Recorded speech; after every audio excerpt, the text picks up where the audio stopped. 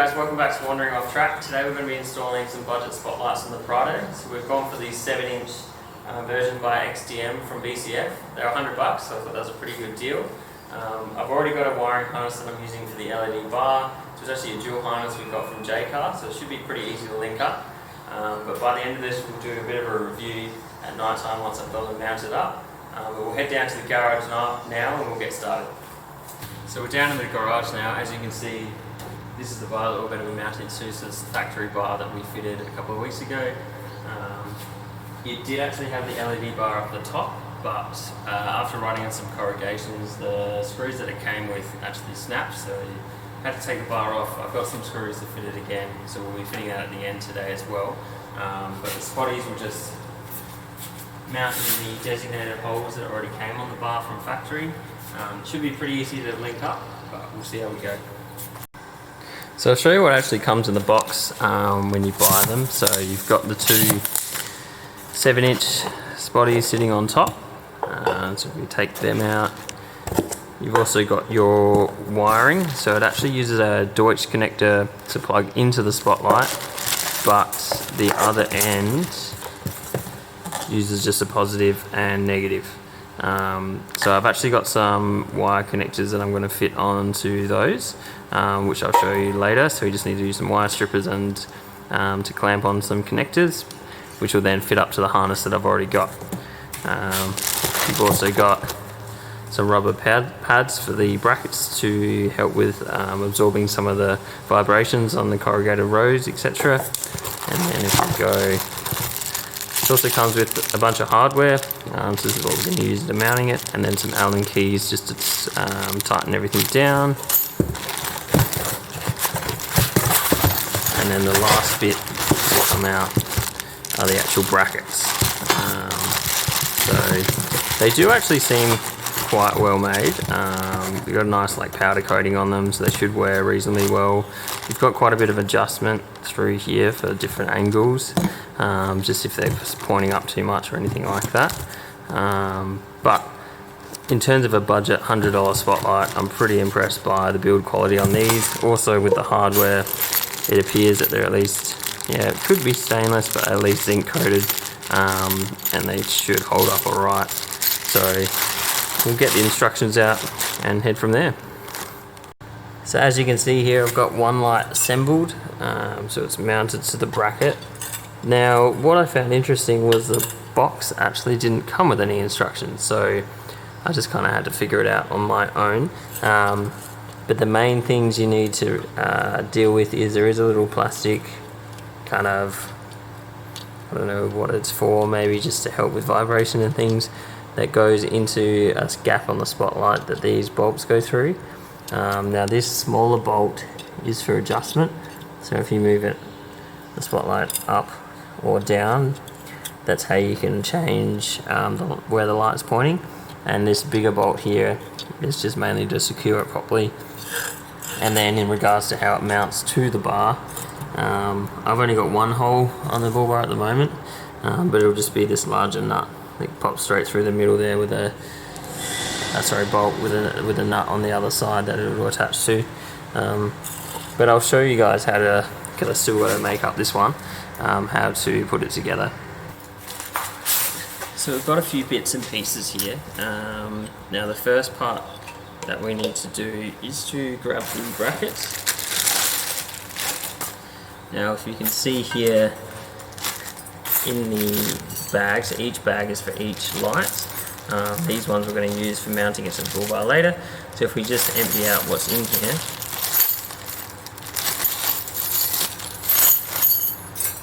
you can see that there's these black plastic inserts. Now they have a little spot on the side of the light here, which the bigger space there is for the bigger nut to go into, and then that's where it mounts on the other side of this bracket. It's a bit tricky to show by myself here, but I'll give it a go. Now there is a washer and a lock, spring washer, sorry. So you put the washer on that side, then the spring washer. Then if you mount the light inside, what we need to do is to grab this plastic bit first.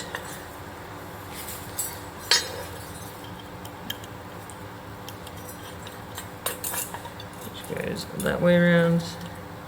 Basically, once you've got one of these nuts through, the rest is pretty simple. So I try and point one through into there. Just need to bring this up.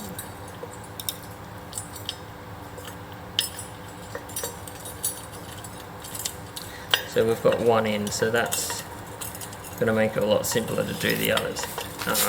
So the brackets does adjust, so that's the main nut to hold it in, and then you've got the smaller bolts here.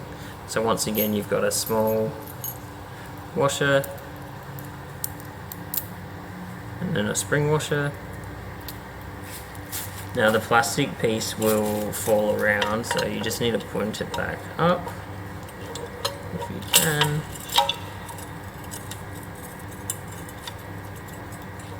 And then point it through the gap.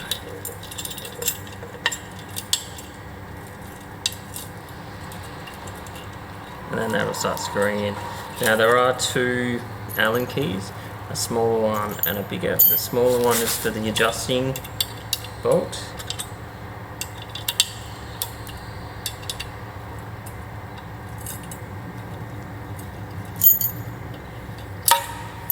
And obviously the larger ones for the securing bolt. So as you tighten them down, the spring washer will help keep it in place. But we'll need to leave them loose for now because we'll mount them to the bar and then we'll see what kind of adjustment we want in regards to which way it's pointing. But I'll do the other side now and then we'll head to the bar and put it on. So as you can see, I've mounted one of the lights up to the bar here so that my bar already had a provision for it. It does make it a bit tricky with this little groove in there, but as you can see, it still can be tightened down. So all you have to do with these ones is there's a rubber vibration pad, so that goes first, and then you've got a nut and a bolt. So the bolt goes, if we flip the bracket up here, the bolt goes straight into here, straight through, which then you place the spotlight on top, and that goes directly through the bar, and on the other side we tighten it with this lock nut. So it's got that locking rubber in there, so it shouldn't come loose. We'll mount that one up and then we can head on to the wiring. So as you can see with the wires, they have a Deutsch connector to connect to the spotlight, but then they don't come with any connections on the end, so they're just the bare wires by themselves. Now, I picked up this little wiring kit from Supercheap for $12. It comes with a bunch of connectors, different sorts, pretty much everything you need. This tool here to crimp them together, as well as a little wire stripping tool, because we will need to strip a little bit of wire off those. And the harness that I've got already has some connectors on it, so they need just a flat blade end to go into them, so I've got those here. So what we need to do first is to strip these wires back. I've already done one side, but what we do is we just use these wire strippers here. We're just going to select the 2.5, squeeze down, and then just pull, and that just pulls it off there. Then what we're going to do is grab our flat blade connectors, and what we want to do with these, so this is what we'll attach to the connectors on the wiring harness, is just we need to pop them over the connectors. It's best to twist them just to make sure they go into the hole.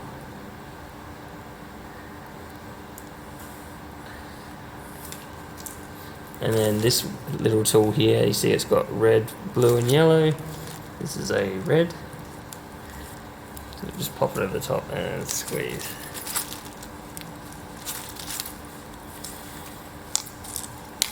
and then that there is the wire connected. Now it's not necessarily, it is a secure connection, but it could over time come loose, so I like to wrap electrical tape around them, which definitely helps with just making sure they don't come off. So we'll do the other one and then we'll connect them to the harness. So as you can see here, we've got the two connectors on there, so they just attach onto the female end on the harness. So the positive goes with the positive, negative with the negative. Now already I had this harness wired up to use the light bar, which I'll put back on in a second. So it's actually a dual light harness, so it'll allow me to run both the spotties off the one harness. So I've got one set of connectors for one side and then the other set of connectors for this side. So the Deutsch connector just goes straight in the back of the spotlight, and then yeah, these ones just attach into the harness. Now I've already got the harness run into the car, so it's just got this connection here which has the two sets of wires for the spotlights, runs back here, negative, positive with a fuse, and then it's also got this relay down here which I need to put a nut on this screw here. Always best to leave them facing upwards. And then I've got the wiring neatly tucked with the other wires on against the firewall. And then if we head round into the inside, I've got the switch mounted here in a factory location. It was just a blank switch panel, so you can actually put other things like air lockers and camp lights or whatever else. I will need to get another harness for the light bar, so I'll need to get a switch for there. But if I just flick the ignition on, you can see here it's already wired up, and that'll just flick the spotties on and off. So we'll get the car, or the spotlights all wired up, and then we'll just test them out. So we've got both sets connected here. So we're just going to test the switch and make sure everything works. So we pop in here, hit the switch, boom, we've got light. Obviously we won't be able to tell how bright they are until it's night time, but it's good to see that they're working. So the next step from here is just to tidy up some of this wiring, so tuck it in underneath where it's not going to get snagged or anything or flap around, and then also to just tidy up some of the wiring again against the firewall. But other than that, that's it installed. I won't be able to make any adjustments until it's night time and I can see where it's pointing in terms of the height adjustment or the angle adjustment. So we'll just wait till nightfall to do that one. But yeah, pretty happy with how easy it was.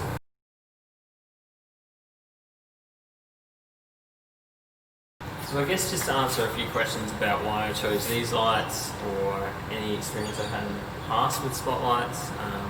My previous car, my Vitara, I had just some Super Center lights on there. They were Osram LEDs similar to these, and they were awesome. They lit up the road really well, got decent spread and distance. It definitely helped a lot, especially when I went to the high country with kangaroos everywhere, and just to be able to spot anything whilst driving later at night. Now I have looked into spending $400-$600 on other brands, but at the moment with the amount of night driving that I do, which is very minimal, I can't really justify spending that much. There has been a few instances where we have been stuck at night and I did wish we had some better spotlights, so that's where the reason why I've got these. The LED bar is pretty good at spread, but in terms of distance, the round spotties are normally typically a lot better. So I will be running the bar on top as well, which I'll mount in a minute. But I guess that's just for $100, you can't really go wrong with something that's still going to, hopefully we're going to test them later tonight, but work just as well as I need it to. And then I can spend the $500 I would have saved on something else. So it's just about weighing up how much you want to spend, what your budget is. This is a bit of a budget build once we're up here in the NT. So then I can save more money towards things like suspension and tyres and things like that, which I'll need in the future, and I want to spend that a little bit more on. So I guess it just works out to what you need and what your budget is. There you can see we've got everything mounted up. And I guess the benefit of 7 inches is you do get quite a bit of airflow still around them. I know some people run into a few issues when they have the big 9-inch spotties that they do block a bit of airflow to the radiator, etc. So that is also a benefit of the 7 inches, but still need to get a harness for the top bar now, but hopefully this should do the trick. So we'll just wait for nightfall. The sun's going down now, and then we'll go test them out. Okay, so we've got a reasonably straight bit of road here, just in my local neighbourhood. So we'll just try out the lights. As you can see, that's quite a good amount of spread. Turn the actual high beams off. So that's just the spotties by themselves. So just to reiterate, that's normal high beams. This is with the spotties on. So as you can see, that lights up pretty much the entire road. The end of the street there is actually quite a good distance away, so that's quite impressive. I'll turn the actual lights off and just the spotties by themselves. And as you can see, there's awesome spread on the side, and the actual distance is quite good as well. So I'm pretty happy with that, especially for $100. But yeah, I probably could angle them down a little bit, but I think they're okay where they are. And that's actually with the covers on. So you can take those covers off, and I believe it's a bit better with them off as well, which I might do in a second.